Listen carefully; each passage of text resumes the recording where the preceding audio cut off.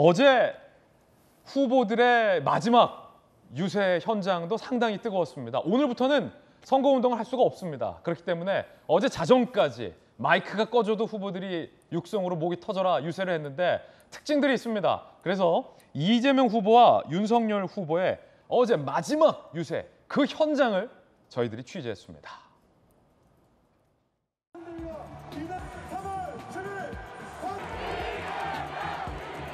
국민 여러분, 저는 국민을 믿습니다.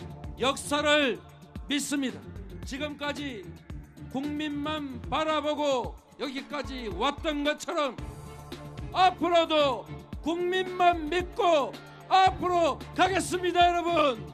대한민국의 운명과 우리 국민들의 미래가 달린 이 역사적인 대회전의 장에서 마지막 단 한 사람까지 참여할 어게인 2002 승리의 역사를 함께 만들어 주시겠습니까? 우리가 1700만 촛불로 꿈꾸었던 나라, 국민 주권이 온전히 실현되는 나라, 국민이 화합하는 새 나라에서 만납시다, 여러분.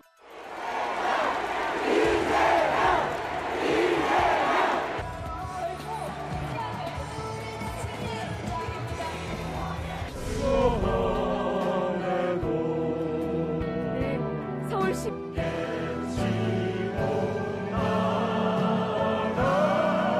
이재명의 꿈입니다. 대한민국의 꿈입니다.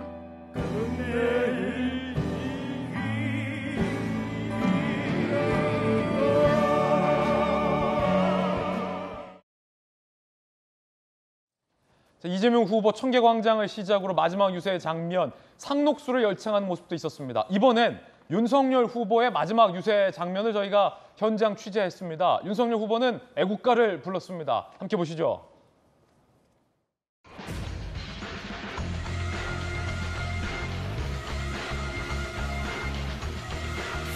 대장정의 마라톤이 거의 끝나갑니다. 여러분의 응원과 압도적 지지로 이제 내일 결승선을 1등으로 끊게 도와주십시오, 여러분. 지금 민주당 정권은 제가 국민들의 지지로 대통령이 되면 180석으로 발목을 잡겠다고 협박을 하고 있습니다.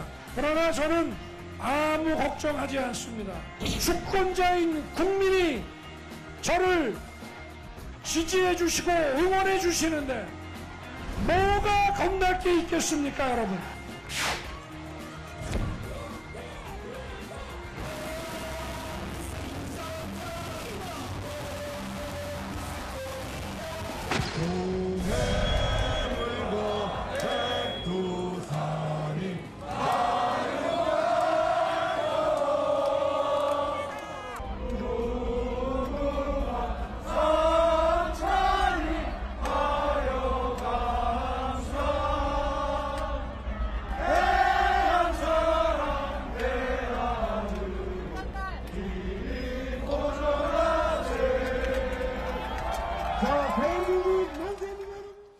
자, 이재명 후보는 상록수를 열창했고 윤석열 후보는 애국가를 열창했습니다. 의미가 다를 것 같아요. 이재명 후보 측의 서재원 특보 상록수를 열창한 의미, 이유 뭡니까? 네, 뭐 여러 가지 이유가 있겠지만 2002년도 이제 노무현 대통령께서 이제 대선 후보 때 CF 때 상록수 불렀던 그때의 그런 어떤 힘든 상황에서도 우리가 승리했다. 그때 어떤 추억? 네, 그런 것도 있고 사실은 노무현의 길과 이재명의 길은 비슷한 것이 많죠. 힘든 상황에서도 국민을 위해서 일했고 그리고 대내적으로 당내에서도 어떻게 보면 비주류인데 이렇게 주류로 지금 또 주류라기보단 국민에게 함께하는 주류가 되겠다는 것으로 통합의 메시지를 내기 때문에 상록수란 노래로 이제 하나의 이제 통합의 완성을 찍겠다, 방점을 찍은 거라고 생각합니다. 그렇군요. 자, 그렇다면 박정아 실장님, 윤석열 후보는 애국가를 불렀습니다. 이준석 대표의 모습도 보였고 화면 잘 찾아보면 김병민 대변인 모습도 보였는데 애국가의 의미는 뭡니까?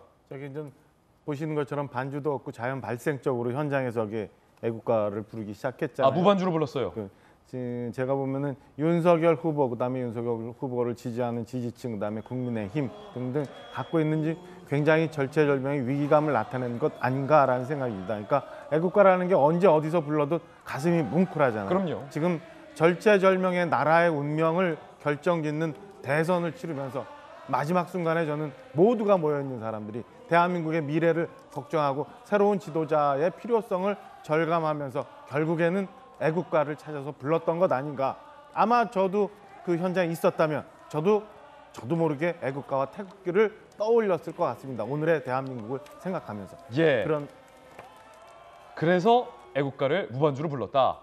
과연 당선인이 확정됐을 때 상록수가 울려 퍼질까 한 번 더, 아니면 애국가가 한 번 더 울려 퍼질지도 끝까지 함께 지켜봐야 할 것 같습니다. 그런가 하면 어제 밤 이후부터는 법적으로 마이크를 사용할 수가 없었습니다. 그래서 마이크가 금지된 시간부터 선거 유세 종료 시점인 자정까지 후보들은 마이크 없이 육성으로 목이 터져라 지지를 호소했습니다. 그 장면도 저희가 당연히 취재를 했습니다. 각각 살펴보겠습니다. 먼저 홍대로 가보시죠.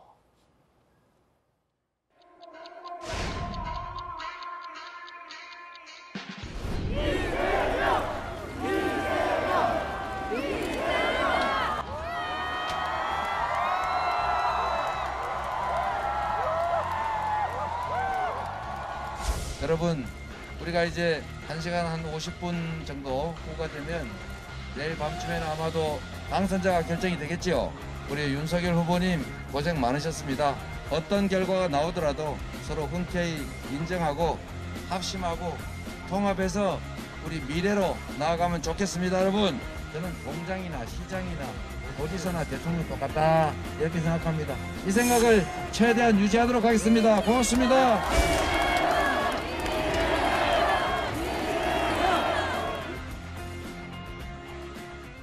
자, 홍대에서 마지막 유세를 했습니다. 이재명 후보의 목소리가 쉰 것 같아요. 자, 그럼 이번에는 윤석열 후보의 마지막 유세 장면으로 가보겠습니다. 강남으로 가보시죠.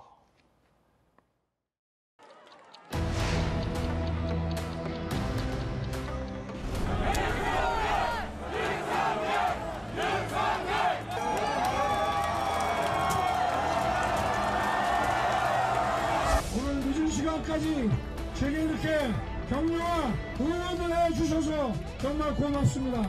여러분께서 꿈과 희망을 포기하지 않도록 이 윤석열이 책임지겠습니다. 여러분, 저를 여기까지 오게 만든 것도 바로 우리 청년들의 열렬한 지지 아니었습니까?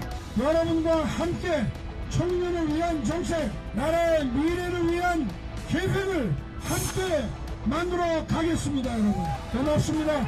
감사합니다. 여러분, 고맙습니다.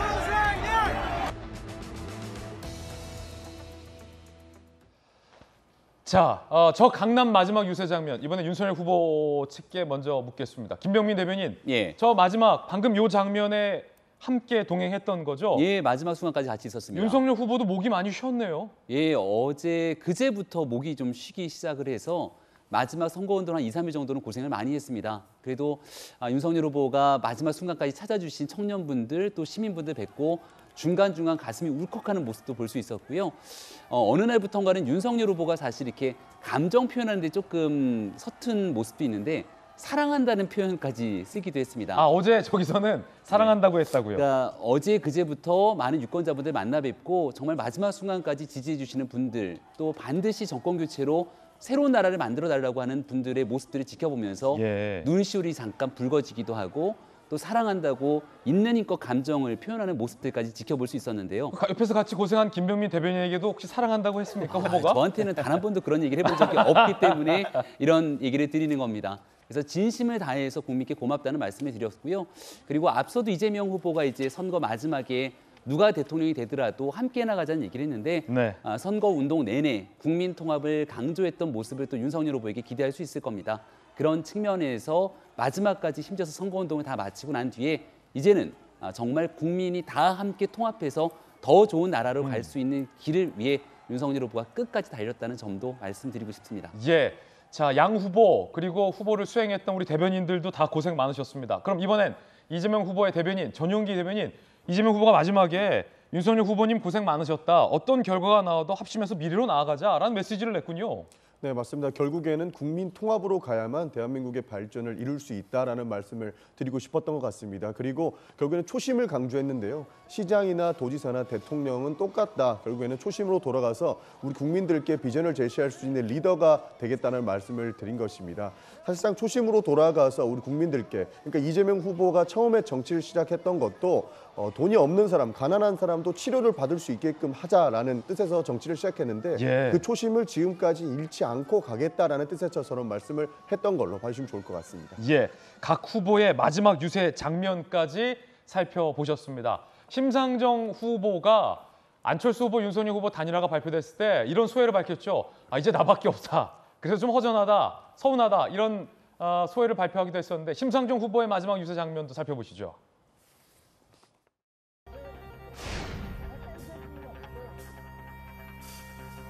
누가 싫어서 찍는 한 표는 결코 내 삶을 바꿀 수가 없습니다. 심상정에게 주는 한 표만이 가장 확실한 변화를 만들어낼 수 있는 펄펄 살아 움직이는 생표가 될 것이다.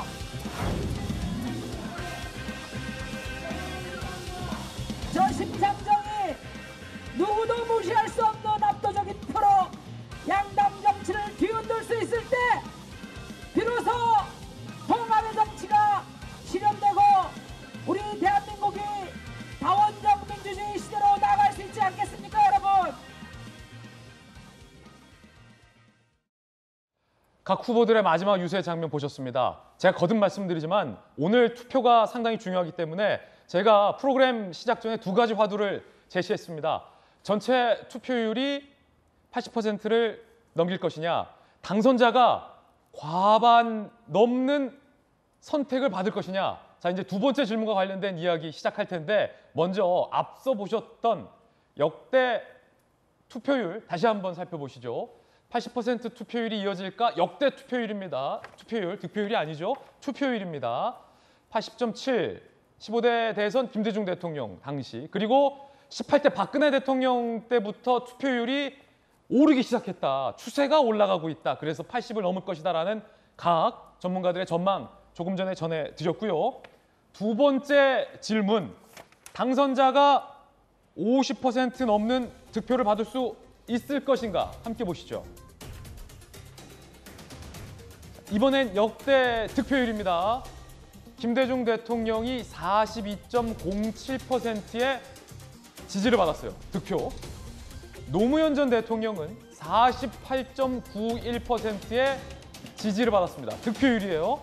상당히 높은 수치들이죠. 이명박 대통령도 48.67의 득표율을 기록했습니다.